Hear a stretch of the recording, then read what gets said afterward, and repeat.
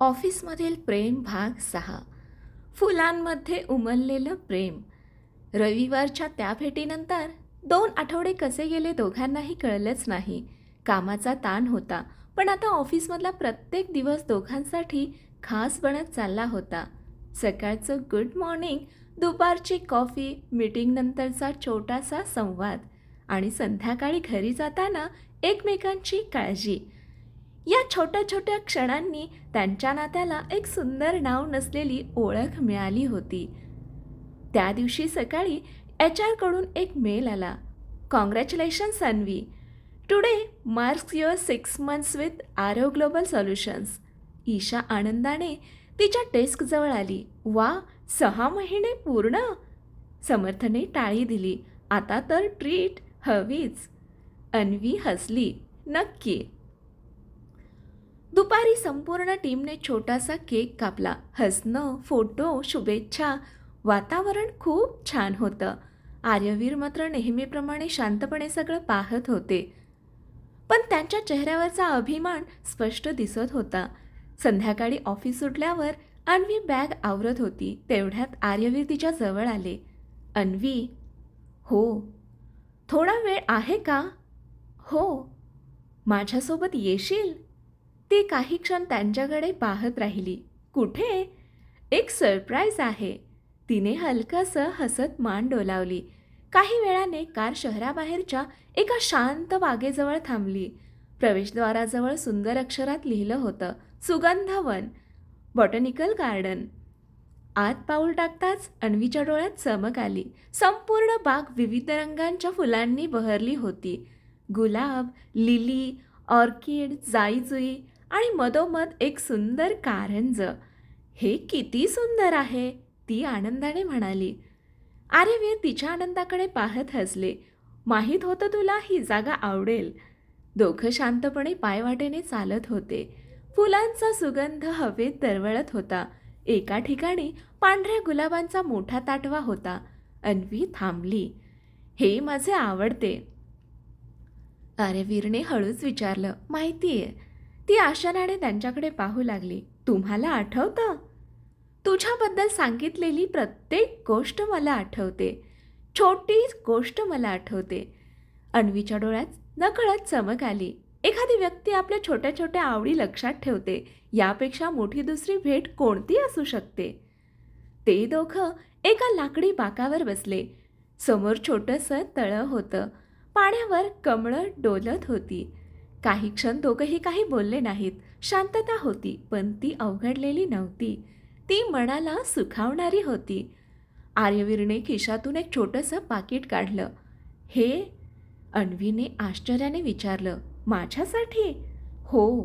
तिने हळूच उघडलं. आत एक सुंदर चांदीचं बुकमार्क होतं. त्यावर एका पांढऱ्या गुलाबाचं नाजूक कोरीव काम होतं. खाली एक छोटी ओळ लिहिलेली होती. काही माणसं आयुष्यात येतात आणि प्रत्येक दिवस अधिक सुंदर करून जातात. अन्वी बराच वेळ त्या शब्दांकडे पाहत राहिली. हे? तिचा आवाज भरून आला. खूप सुंदर आहे. आर्यवीर शांतपणे म्हणाले. आज 6 महिने पूर्ण झाले. हो. या 6 महिन्यात ऑफिसला येणं माझ्यासाठी फक्त काम राहिलं नाही. अन्वीचं हृदय जोराने धडधडू लागलं. तिला जाणवत होतं, आजचा संवाद वेगळा आहे, खूप वेगळा. ती हळू आवाजात म्हणाली, माझ्यासाठीही. दोघांची नजर पुन्हा एकदा एकमेकांना भिडली. आर्यवीरच्या ओठांवर शब्द आले. अन्वी, मला तुला काही सांगायचं आहे. तिचा श्वास अडकला. मलाही. दोघं एकाच वेळी बोलले आणि मग दोघंही हसू लागले. आर्यवीर म्हणाले, पहिले तू. अन्वीने धाडस गोळा केलं, पण इतक्यात आर्यवीरचा फोन वाजला. ऑफिसमधून अत्यंत महत्त्वाचा कॉल होता. त्यांनी फोन घेतला. 2 मिनिटांनी ते परत आले. चेहऱ्यावर थोडी खंत होती. सॉरी. काय झालं? आत्ता लगेच ऑफिसमध्ये जावं लागेल. अन्वीने हसू चेहऱ्यावर आणलं. काम आधी. पण तिच्या मनात हलकीशी निराशा दाटून आली. आज आज कदाचित दोघंही आपल्या मनातलं सांगणार होते आणि क्षण पुन्हा निसटून गेला. आर्यवीर तिला घरी सोडायला निघाले. संपूर्ण प्रवासात दोघंही शांत होते. पण ती शांतता आता वेगळी होती. त्यात न बोललेले शब्द होते, अधुरी राहिलेली कबुली होती आणि पुढच्या भेटीची आतुरता होती. कार तिच्या घरासमोर थांबली. अन्वी उतरली. ती मागे वळून हसली. ती गोष्ट पुढच्या वेळी नक्की सांगा. आर्यवीरही हसले आणि तूही. दोघांनी एकमेकांकडे पाहिलं आणि मनात एकच विचार आला, पुढच्या भेटीत आपण नक्की बोलू. आर्यवीर अन्वीला एका शांत कॅफेमध्ये भेटायला बोलावतील. दोघंही मनात प्रेमाची कबुली घेऊन येतील. पण त्याआधी अन्वीला मिळालेलं एक छोटंसं पत्र तिच्या डोळ्यात आनंदाश्रू आणेल आणि त्यांच्या आयुष्यातील सर्वात सुंदर संध्याकाळ सुरू होईल. मनातलं पत्र. सुगंध वनातील ती संध्याकाळ दोघांच्या मनात कायमची कोरली गेली होती. आर्यवीर बोलणार होते, अन्वीही तिच्या मनातलं सांगणार होती. पण नियतीने पुन्हा एकदा त्या क्षणाला थोडं पुढे ढकललं. तरीही दोघांच्या मनात आता एक खात्री होती, हे नातं फक्त मैत्रीचं राहिलेलं नव्हतं. सोमवारी सकाळी अन्वी ऑफिसमध्ये आली. तिच्या डेस्कवर एक छोटंसं पांढरं पाकीट ठेवलेलं होतं. त्यावर फक्त तिचं नाव लिहिलं होतं, अन्वी. तिने आजूबाजूला पाहिलं. हे कोणी ठेवलं? ईशा म्हणाली, माहीत नाही, मी आले तेव्हाच होतं. अन्वीने अलगद पाकीट उघडलं. आत एक छोटंसं पत्र होतं. तिने वाचायला सुरुवात केली. प्रिय अन्वी, तुझ्या चेहऱ्यावरचं हसू अनेक लोकांचा दिवस सुंदर करतं.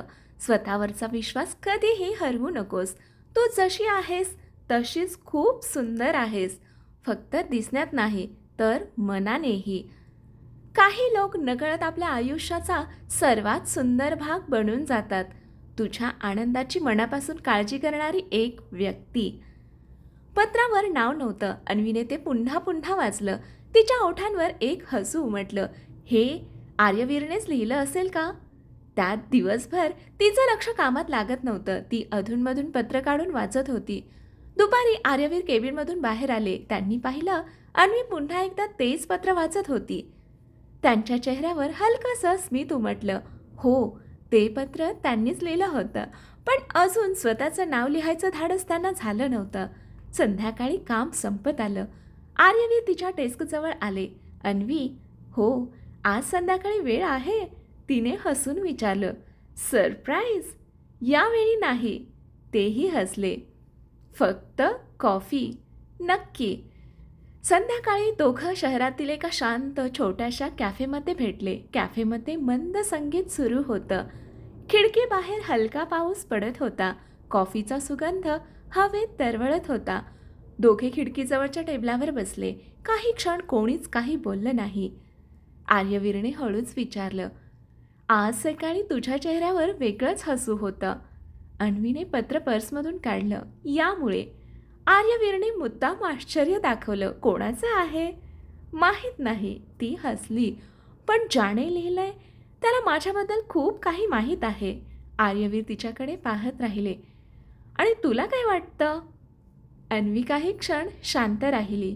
मग हलक्या आवाजात म्हणाली, माझ्या मनात एका व्यक्तीचं नाव येतंय. कोण? तिने त्यांच्या डोळ्यात पाहिलं. मग अजून खात्री नाही. दोघंही हसू लागले. कॉफी संपल्यानंतर ते कॅफेबाहेर आले. पाऊस थांबला होता. रस्त्यावर पावसाचे थेंब दिव्यांच्या प्रकाशात चमकत होते. दोघं हळूहळू चालत होते. आर्यवीरच्या मनात सतत एकच विचार चालू होता, आज सांगायचंच. ते थांबले. अन्वी, तीही थांबली. हो, त्या दिवशी बागेत तू म्हणाली होतीस ना, तुलाही काही सांगायचं होतं. तिच्या हृदयाची धडधड वाढली. हो, आज सांगशील? अन्वीने डोळे खाली केले. ती हलकंसं हसली. जर आधी तुम्ही सांगितलं तर? दोघेही पुन्हा हसू लागले. क्षणभर सगळं जग जणू थांबलं होतं. पण दोघांच्याही मनातली धडधड मात्र वाढत होती. घरी परतताना आर्यवीरने कार थांबवली. अन्वी उतरली. दार बंद करण्याआधी ती हसत म्हणाली, मला वाटतं आपण दोघंही एकाच गोष्टीची वाट पाहतोय. आर्यवीरही हसले.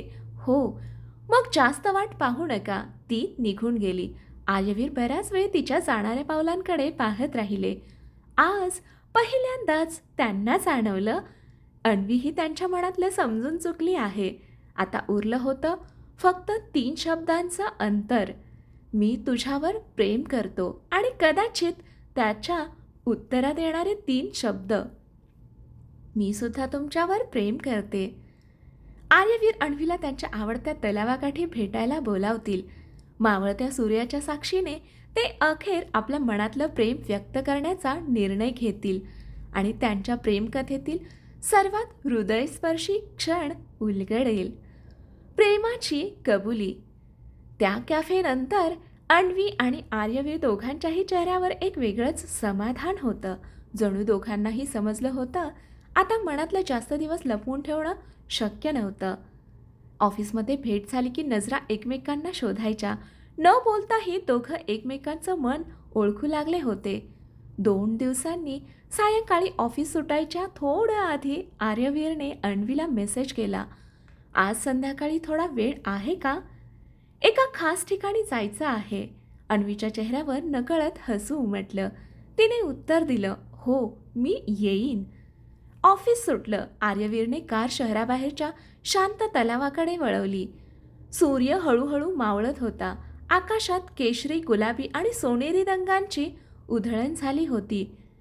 तलावाच्या पाण्यावर त्या रंगांचं सुंदर प्रतिबिंब पडलं होतं. आजूबाजूला शांतता होती.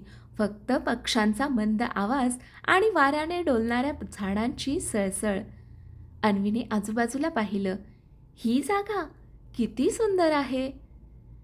आर्यवीर हसले. जेव्हा मनात खूप काही असतं तेव्हा मी इथे येतो. दोघं तलावाच्या काठावर हळूहळू चालत होते. काही वेळ शांतता होती. मग आर्यवीर थांबले. अन्वी, तीही त्यांच्या समोर येऊन उभी राहिली. हो. त्यांनी दीर्घश्वास घेतला. आज त्यांच्या डोळ्यात भीती नव्हती, फक्त प्रेम होतं. तुला आठवतं काय, पहिल्यांदा तू ऑफिसमध्ये आली होतीस? ती हसली.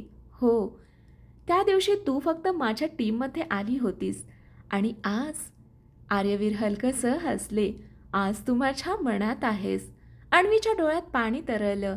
आर्यवीर पुढे म्हणाले, मी खूप प्रयत्न केला या भावनांना फक्त मैत्री समजण्याचा. पण प्रत्येक वेळी तुझं हसू पाहिलं की दिवस सुंदर व्हायचा. तू दुःखी असलीस की मन अस्वस्थ व्हायचं. तू आनंदी असलीस की मला कारण नसतानाही आनंद व्हायचा. ते काही क्षण थांबले. मग अत्यंत शांत, प्रेमळ आवाजात म्हणाले, अन्वी, मी तुझ्यावर मनापासून प्रेम करतो, खूप प्रेम करतो आणि आयुष्यभर तुझ्या प्रत्येक आनंदाचं कारण व्हायचं आहे. त्यांच्या आवाजात प्रामाणिकपणा होता. कुठलाही दिखावा नव्हता. फक्त मन होतं. अन्वीच्या डोळ्यातून अश्रू अलगद गालावर ओघळले. ती काही क्षण काहीच बोलली नाही. आर्यवीर घाबरले. अन्वी, जर तुझ्या मनात, तिने हलकंच डोकं हलवलं. नाही. माझं बोलणं पूर्ण ऐका. ती त्यांच्या अगदी जवळ आली. हलकंसं हसत म्हणाली, तुम्ही खूप उशीर केला. आर्यवीर आश्चर्याने तिच्याकडे पाहू लागले. अन्वीचे डोळे प्रेमाने भरले होते. कारण मी सुद्धा, तिने त्यांच्या डोळ्यात पाहिलं, तुमच्यावर खूप प्रेम करते. त्या 3 शब्दांनी जणू संपूर्ण वातावरण आनंदाने भरून गेलं. काही क्षण दोघेही फक्त एकमेकांकडे पाहत राहिले. शब्दांची गरजच नव्हती. आर्यवीरने हळूच खिशातून तो छोटासा डबा बाहेर काढला. तोच जो त्यांनी अनेक दिवसांपूर्वी विकत घेतला होता. त्यांनी तो उघडला. आत नाजूक चांदीचं पेंडंट होतं. मधोमध छोटासा पांढरा गुलाब कोरलेला होता. हे, अन्वीने हळूच विचारलं. तुझ्यासाठी का? आर्यवीर हसले. कारण तुला पांढरे गुलाब आवडतात. अन्वीच्या डोळ्यात पुन्हा अश्रू आले. तुम्हाला अजूनही आठवतं तुझ्याबद्दलची प्रत्येक गोष्ट. तिने ते पेंडंट हातात घेतलं. मी हे नेहमी जपून ठेवेन, आर्यवीर म्हणाले. आणि मी तुझं हसू. दोघंही हसले. मावळत्या सूर्याच्या साक्षीने तलावाच्या शांत पाण्यासमोर 2 मनांनी आज एकमेकांना स्वीकारलं होतं. कोणताही मोठा गाजाबाजा नव्हता. ना महागडी भेट, ना फिल्मी संवाद. फक्त 2 प्रामाणिक मनं आणि आयुष्यभर एकमेकांची साथ देण्याचं सुंदर वचन. घरी जाताना कारमध्ये आज शांतता नव्हती. गप्पा होत्या, हसू होतं आणि मधूनच दोघं एकमेकांकडे पाहून लाजत होते. अन्वी हलक्या आवाजात म्हणाली. आर्यवीर. हो. आजपासून तुम्हाला सर म्हणायचं नाही. ते हसले. आणि मला फक्त. ती लाजत म्हणाली. अन्वी. दोघंही मनापासून हसू लागले. त्यांच्या प्रेमकथेचा सर्वात सुंदर अध्याय आज सुरू झाला होता. हा भाग इथे संपतो. पुढील भागात पाहू अन्वी तिच्या आईबाबांना आर्यवीरबद्दल सांगण्याचं धाडस करेल. दुसरीकडे आर्यवीरही त्यांच्या कुटुंबातील ज्येष्ठ नातेवाईकांशी मन मोकळं करतील. दोन कुटुंबाच्या भेटीत प्रेमाला नव्या नात्याची सुंदर दिशा मिळू लागेल. कथेचा हा भाग कसा वाटला? हा भाग आवडला असेल तर कथेला लाईक करा, शेअर करा, कमेंट करा आणि अशाच नवनवीन कथा दररोज वाचण्यासाठी, ऐकण्यासाठी आपल्या चॅनेलला सबस्क्राईब करा. कथा वाचल्याबद्दल आणि ऐकल्याबद्दल धन्यवाद.